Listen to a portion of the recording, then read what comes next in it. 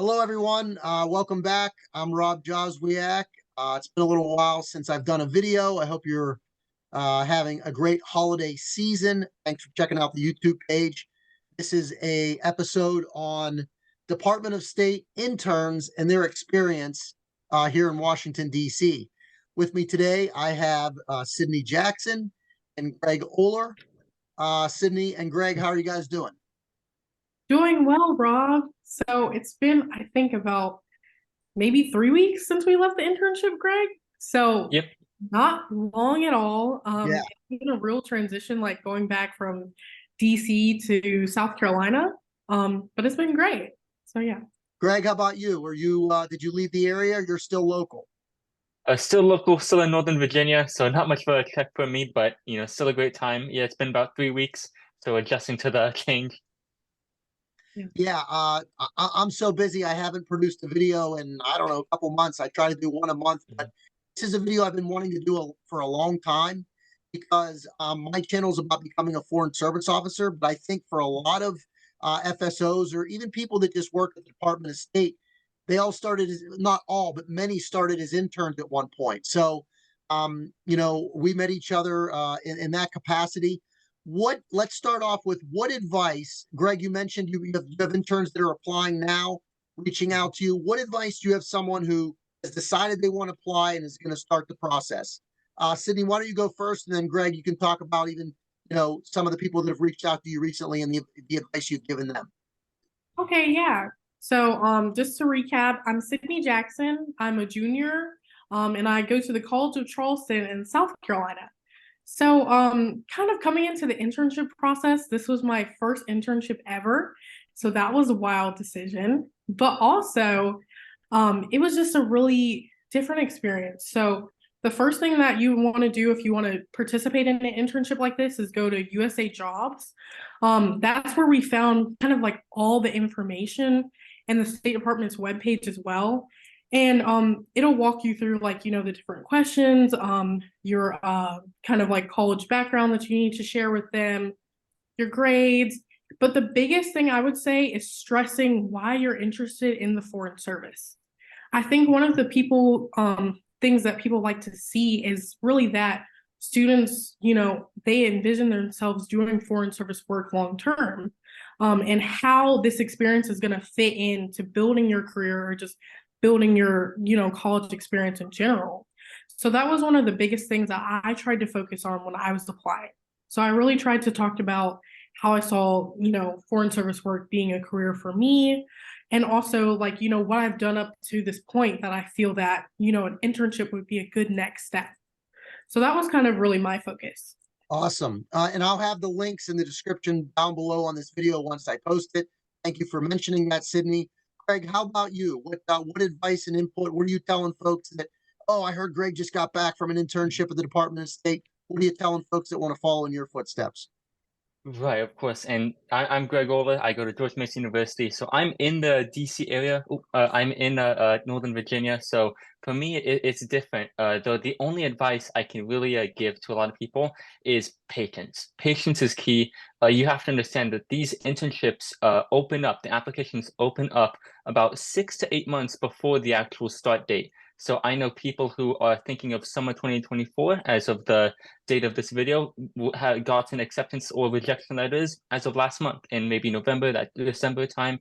So it's very far in advance. So you have to understand that, applying, you're going to hear nothing for a long time, that there's going to be things going on in the background, a great team of people are going to be checking out your application, seeing if you're the right fit. But it will be, and that's not normal for a lot of internships, it will be it will have a long time in advance that you will need to apply.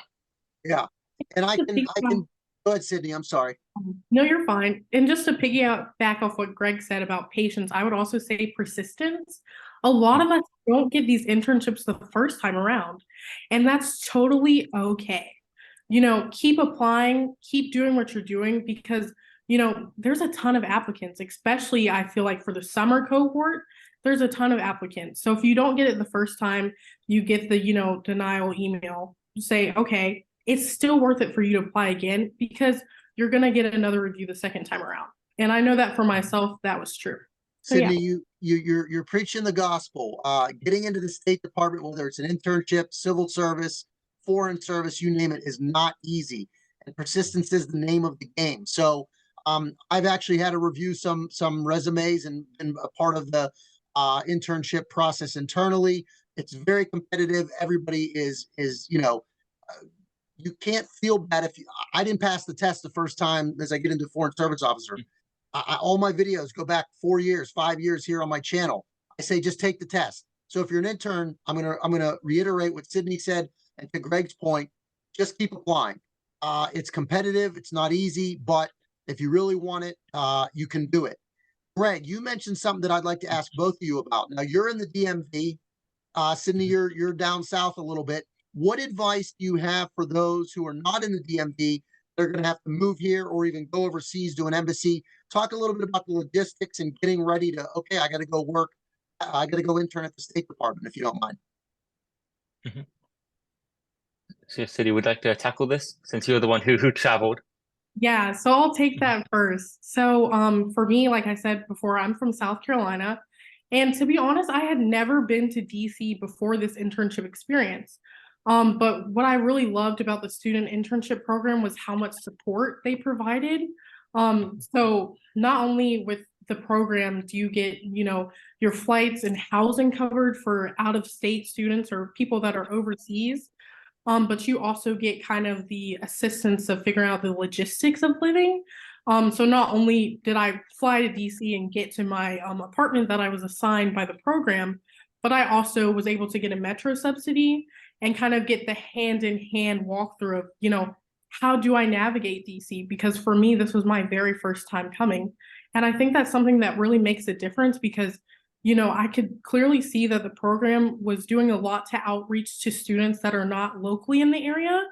So I would also say, there's no disadvantage of going to school outside of the DC area and wanting to do foreign service work because there are programs like the student internship program that are really outreaching and supporting you in making that transition. And all the foreign service officers I spoke to during my time, they shared a similar experience with me as well. That's awesome. And Greg, obviously a lot of DMV, Georgetown, GW, American, George Mason, a lot of schools that are in the area. What do you say to someone who's applying locally? What was your experience like?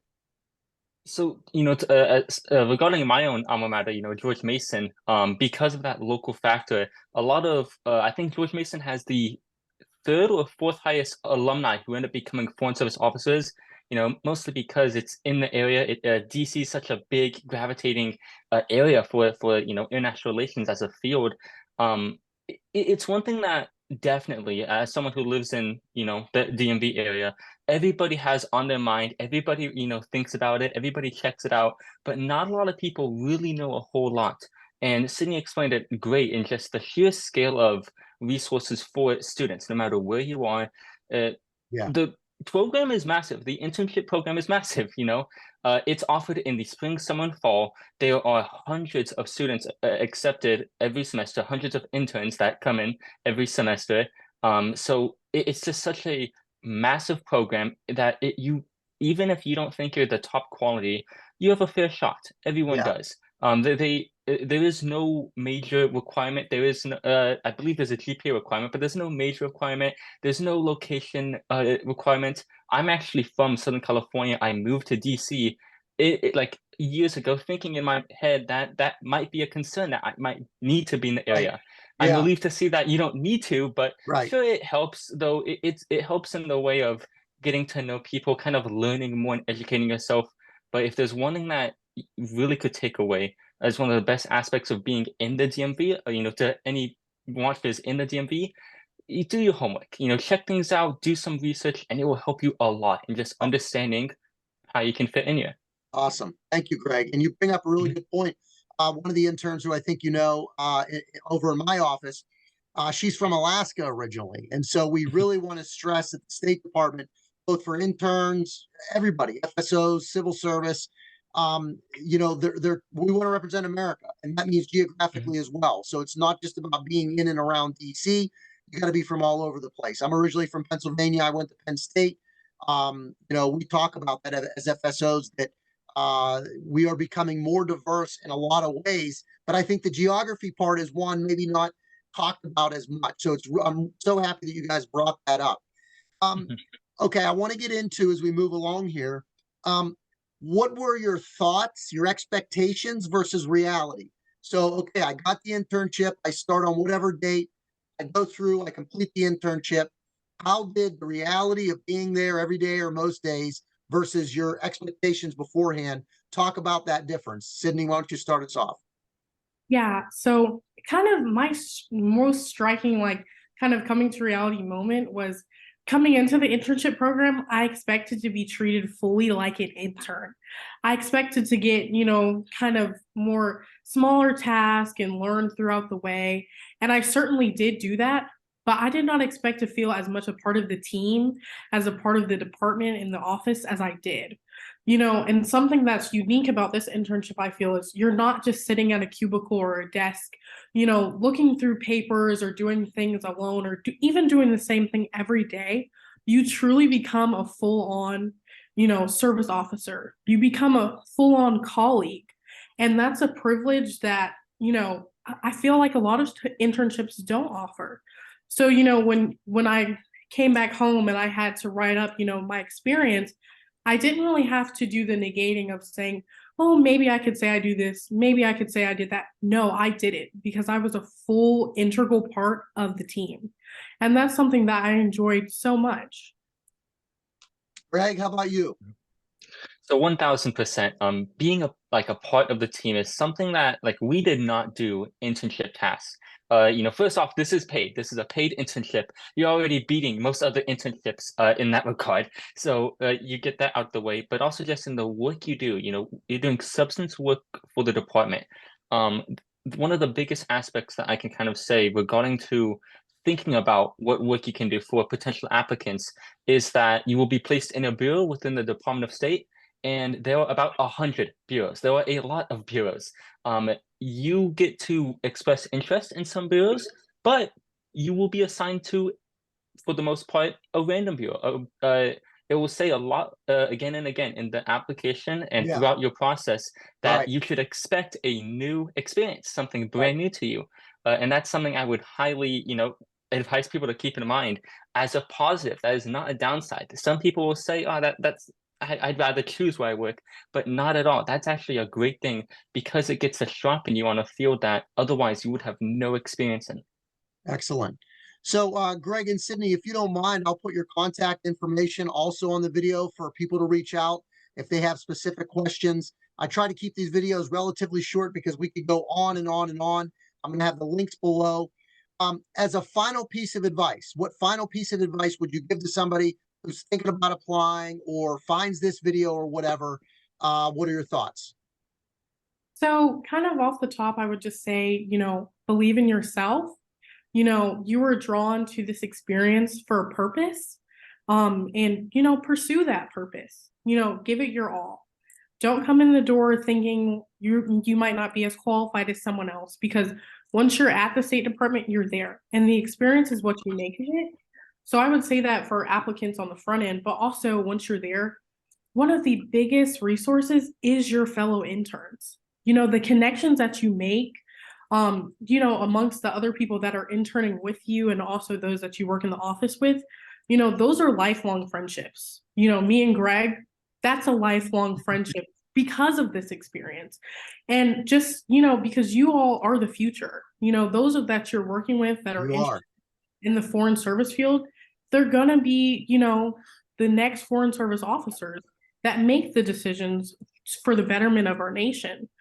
So get to know them, spend time with them, and really lean on them throughout the process, because you're going to have good days and bad days, but you're always going to have the encouragement there. So just seek it out.